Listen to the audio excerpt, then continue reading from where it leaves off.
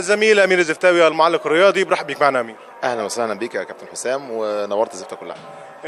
امير، ابتدأ الاعداد للموسم الجديد ما بين درجه ثالثه ودرجه ثانيه ممتاز به والدوري الممتاز. شايف الكره المصريه ازاي السنه دي؟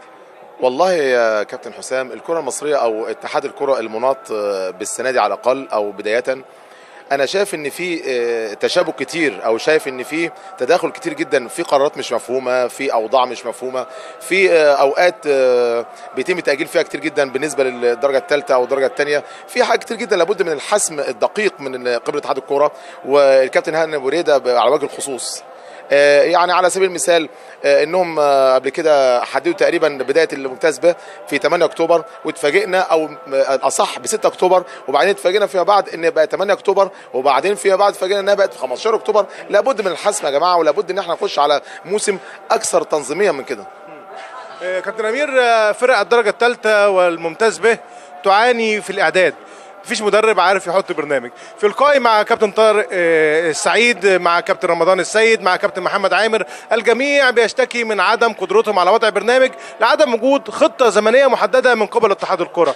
هذا التخبط الذي يعيش فيه اتحاد الكرة القديم والحديث، شايفه هيمشي ازاي السنة دي؟ هيقدم لنا موسم يرتقي بمنتخب مصر، ام ان هذا التخبط سيعود بالسلب على منتخب مصر؟ انا رايي شخصيا تماما، ويمكن رايي ما بيعجبش كتير من الناس، ان اتحاد الكوره بيتخبط بشكل كبير جدا في الاعداد وفي التنظيم، حتى في اللائحه. هل هو ال 25 لاعب ولا 30 لاعب؟ هل هو الافريقي ولا بدون افريقي؟ هل الممتاز به بافريقي او غير افريقي؟ كلها امور لابد من الوضوح والحسم سريعا عشان نقدر نقوم ونعمل منتخب قومي كويس. لان المنتخب القومي عباره عن ايه؟ عباره عن محصله ليس الممتاز الف فقط، لا، محصله الثالثه والممتاز به واخيرا الممتاز الف. يمكن اغلب لاعيبه الممتاز الف هم اصلا اساسا كانوا من ضمن دعائم او اعمده الممتاز به والدرجه الثالثه، فلا بد انه يعد تماما من الثالثه كويس والممتاز به كويس ثم الممتاز الف.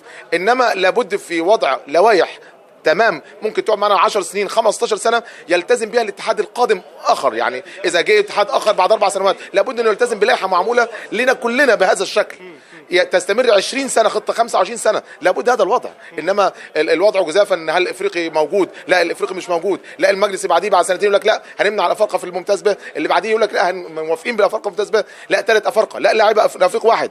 كل ده تخبط كبير جدا هيدفع الاخر ثمن منتخب مصر، وهيدفع ثمن الاخر منتخب لا يصل الى كاس العالم. كابتن امير، نتمنى ان شاء الله للكره المصريه العوده لسابق عهدها، نتمنى عودتنا للرياده كما كنا من قبل. نشكرك على هذا اللقاء، اتمنى التوفيق للكره المصريه. انا بشكرك يا كابتن حسام، وبتمنى التوفيق طبعا لمنتخب مصر، وقبل كده اتمنى التوفيق لاتحاد الكره بما فيه الخير للكره المصريه عموما، واخيرا بتمنى التوفيق لمدينه زفته او نادي زفته، لا بلدي في الاول والاخر، وان شاء الله كلنا وراء نادي زفته حتى الصعود الى الممتاز به ان شاء الله. بنشكرك. شكرا.